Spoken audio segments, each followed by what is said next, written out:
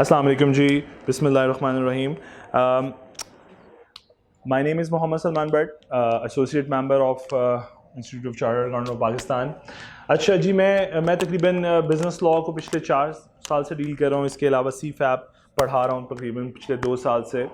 तो एक चीज़ जो मेरा ख्याल था कि मैं स्टूडेंट को जनरली अपनी क्लासेस में तो ये मैं शेयर करता ही हूँ, एक जर्नल अवेयरनेस के लिए कि इस पेपर को पास करना, बिज़नेस लॉ जैसे पेपर को जो आपका CAP 4 है, इसको पास करना अब कितना आसान है, उसके लिए एक छोटी सी टेक्निक थी जो मैं चाह रहा था कि एक जर्नल अवेयरनेस अगर क्रिएट कर दी जाए तो that would be a great thing. No doubt आप जैसे भी पढ़ रहे हैं, जहाँ से भी पढ़ रहे हैं, बट अगर आपको एक जर्नल अवेयरनेस मिल जाए how you are going to deal with this subject या what is the key for success, तो मैं आपके साथ वो बस शेयर करना चाहूँगा आपके 2-3 मिनट्स के अंदर। देखो बेटा, बिजनेस लॉ के टोटल मार्क्स हैं 100, 15 मार्क्स का MCQs, 85 मार्क्स रिमेनिंग। ICAP के डायरेक्टर के मुताबिक 60% एप्लीकेशन टेस्टिंग, 40% डिस्क्रिप्टिव टेस्टिंग। मैं बहुत शॉर्ट वे में समझाऊंगा क्योंकि मुझे बस की समझानी है कि व्हाट इज़ एक्चुअली अ की टू सक्सेस। सो बेटा देखो, अगर आप गौर करो तो एप्लीकेशन टेस्टिंग का अगर 60% लूँ तो मैं शायद 85 मार्क्स में से कह सकता हूँ कि 51 मार्क्स की केस स्टडीज़ आपको पेपर के अंदर नज़र आने वाली हैं। डिस्क्रिप्टिव की बात करूं तो 34 मार्क्स की केस स्टडीज़ आपको पेपर में, 34 मार्क्स के डिस्क्रिप्टिव क्वेश्चंस आपको पेपर में, जहां पे जिसमें दिमाग इस्तेमाल करने की ज़रूरत नहीं पड़ती, प्लानिंग में इस्तेमाल करने की ज़रूरत पड़ती है, लेकिन उसके अलावा केस स्टडीज़ को इंटरप्रेट करने की ज़रूरत नहीं, राइटिंग स्किल्स के ऊपर बहुत ज़्यादा कमांड की ज़रूरत नहीं पड़ती, लेकिन ये है कि डिस्क्रिप्टिव को प्लान ज़रूर करना पड़ता है। So no doubt planning is must, वो तो हर स्टेज में मस्ट है, तो प्लानिंग के ऊपर मैं क्वेश्चन नहीं रेज करूंगा। तो मैं समझाना बस ये चाह रहा हूँ कि डिस्क्रिप्टिव टेस्टिंग 34 मार्क्स की, सिर्फ एक ह्यूमन साइकी या स्टूडेंट की एक साइकी है, उसको डील करना चाह रहा हूँ या उसका डील करने का तरीका समझाने लगा हूँ। बेटा देखो, जब आप एग्ज़ाम में बैठते हो तो एग्ज़ाम का पहला घंटा जो है 1 आवर, फर्स्ट 1 आवर, ये बड़ा डिसिसिव होता है। आपका माइंड आपका हाथ का साथ नहीं दे रहा, आप डिफेंसिव स्टेप खेल रहे होते हो, अटैकिंग पोजीशन में नहीं होते। अटैक करने की पोजीशन में आना भी चाहते हो तो आपका फियर, आपका नर्व सिस्टम आपको कम सपोर्ट कर रहा होता, उतना स्ट्रॉन्ग सपोर्ट नहीं कर रहा होता। I am not talking about the brilliant student, I am not talking about the extraordinary जिसे अल्लाह ताला ने बहुत सलाहियत दी है। I am just talking about the average student जो कि बहुत ज़्यादा क्वान्टिटी में है, एवरेज की क्वान्टिटी ज़्यादा है एज़ कम्पेयर टू।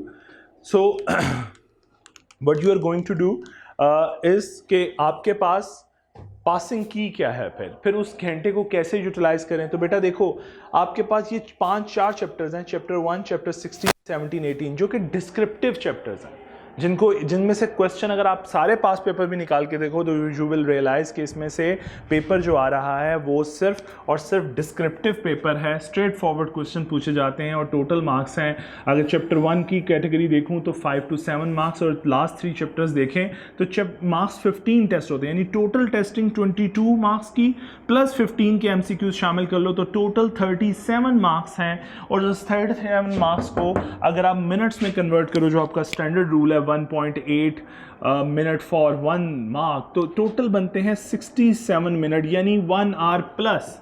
इसका मतलब ये हुआ कि अगर आपने एक दफ़ा ये सोच लिया कि आपने सिर्फ ये 4 चैप्टर तैयार हैं, आपने सिर्फ क्वेश्चन पढ़ना है, एक दफ़ा उसको प्लान करना है कि क्या पूछा है, और उसके बाद बस mind off, no need for writing skill, no need for any sort of interpretation, आपने सिर्फ उनको कॉपी पेस्ट करना है, तो बेटा ये 4 चैप्टर ये आपके लिए वो सक्सेसफुल की का काम करेंगे, जिसमें आप 1 घंटा सिर्फ इन्हीं क्वेश्चंस के अंदर एंगेज रहोगे, इन 4 चैप्टर्स और MCQs के अंदर एंगेज रहोगे।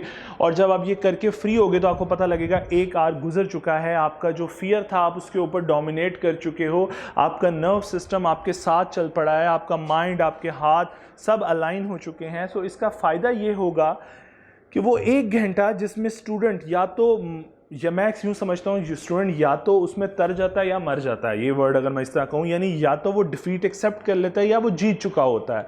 तो मैं चाहता हूँ कि वाई नॉट कि आपको पहले घंटे से जब आप बाहर निकलो तो आपको पता लगे आप जीत चुके हो, आधा इम्तिहान आप जीत चुके हो, अब बाकी के लिए स्ट्रगल। अच्छा, फिर स्टूडेंट बहुत बहुत खूबसूरत शय है अल्लाह की बनाई हुई, जिसमें वो 1 घंटे के बाद लड़ाकू हो जाता है। मैं अक्सर वर्ड कहता हूँ लड़ाकू हो जाता है, वो अटैकिंग पोजीशन में आ जाता है, फिर वो एग्जामिनर के मुश्किल से मुश्किल क्वेश्चंस को भी क्रैक कर लेता है। सो 1 घंटे से निकलने के लिए ये की का इस्तेमाल करो, इसके बाद निगोशिएबल में कुछ नहीं बचा, उसको हिट करो, इसके अलावा कंट्रैक्ट को हिट करो, पार्टनरशिप को सबसे बैक फुट पे जाके हिट करो। Even you are feel very comfortable in the partnership, but still आप कहीं ना कहीं इंटरप्रिटेशन की गलती कर सकते हो। तो to save yourself use this key. आपको ये 4 चैप्टर आपके पहले घंटे को खत्म करने के लिए काफी हैं, अगर स्टैंडर्ड टाइम पे भी चलें तो। होगा क्या, आप जब ये सारा खत्म करके फ्री होंगे, आप लड़ाकू पोजीशन में आ चुके होंगे, आपके 37 मार्क्स आपकी पॉकेट में होंगे, आपको पता होगा कि भाई अब मेरा नुकसान नहीं होगा, आधी गेम मैं जीत चुका हूं, मुझे लड़ाका। तो अब आप फिर इस केस में जब आएंगे यहां से, देखो इस 17 में से 37 में से या 34 में से, इसका मतलब still there are approximately 10 to 12 marks जो डिस्क्रिप्टिव के नजर आएंगे, लेकिन वो सॉल्व नहीं कर पाओगे शायद क्योंकि उनके साथ कोई ना कोई केस स्टडी अलाइन होगी। तो इसका मतलब अभी भी डिस्क्रिप्टिव मौजूद है जो मजीद आपको हेल्प करेगा आपके मजीद फियर को। वैसे एक बात मैं जानता हूँ, 1 घंटे बाद फियर का नामो निशान नजर नहीं आता, बच्चा लड़ाका हो चुका होता है। ये मेरी इंटरप्रिटेशन है और मेरा ख्याल है कि मेजॉरिटी स्टूडेंट्स बात से एग्री करेंगे कि यस, एक पहला घंटा है जिसके अंदर नर्व सिस्टम और ये सारे ब्रेक डाउन ये यहीं पे नज़र आते हैं। इवन के स्टूडेंट भी फियर यहीं पे फील करता है। 1 घंटे बाद वो लड़ाका। अब होता क्या है, स्टूडेंट टफ क्वेश्चन पहले घंटे में सॉल्व करने की कोशिश करता है, उसे लगता है कि वो उसे बहुत अच्छा आता है, और लेटर ऑन होता क्या है कि वो उन सारे ट्रिकी एरियाज को गलत सॉल्व कर चुका होता है उसे 1 घंटे में, और जब वो 1 घंटे बाद लड़ाकू पोजीशन में आता है तो क्वेश्चन क्या बचते हैं, डिस्क्रिप्टिव, फायदे कोई नहीं, उसका फिर कोई फायदा नहीं बचता। सो पहले इनकी तरफ जाओ, फिर बाद में जब लड़ाकू बन जाओ तो इनकी तरफ जाओ, ताकि फिर मजीद राज खुलना शुरू हो जाएंगे। क्वेश्चन पढ़ोगे, ज़्यादा अच्छे तरीके से इंटरप्रेट करोगे, एग्जामिनर के ट्रिक्स को ज़्यादा अच्छा क्रैक कर पाओगे। तो ये एक टिप है जो मुझे लगता है एक सक्सेस की है इस वक्त, जब तक ये एग्ज़ाम का पैटर्न यही है, डायरेक्टिव्स यही हैं, पेपर पैटर्न यही है, तो ये सक्सेस की है। चैप्टर 1, 16, 17, 18, और ये इतने छोटे छोटे से चैप्टर हैं कि मेरा नहीं ख्याल कि स्टूडेंट के लिए ये टफ हों। 3-3, 4-4 पेजेस के ऊपर चैप्टर है, और ये हार्डली बुक का इतना सच माइनर सा पोर्शन बनता है, और आप देखो आपको पास कराने में इसका कितना बड़ा कंट्रीब्यूशन है। सो मेरा फ़िलहाल बताना यही मकसद था कि आप अपने आप को इस पैटर्न के अंदर अगर आपको ये क्रैक, देखो जो फ़ायदा उठाना चाहे वो उठाए, जो नहीं उठाना चाहे तो क्रिटिसाइज़ का फ़ायदा नहीं है, आप ना करो इसको फॉलो, आप बेहतर समझते हो आप अपने तरीके से कर लो।